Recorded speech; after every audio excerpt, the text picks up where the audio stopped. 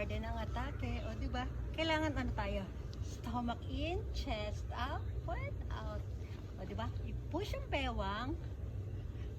Pulang balakang. Napaisip eh. Hindi. Ayan, sige. Flex tayo, ha? Brandy kasi flex. Flex. Flex. O, di ba? Hindi tayo makaikot kasi ano tayo, pabubuhol tayo dito sa ano ni Brandy. So, ayan. Ayan lang yung ating outfitan. Lipat naman tayo sa may flower view. Ayan. Ayan naman tayo.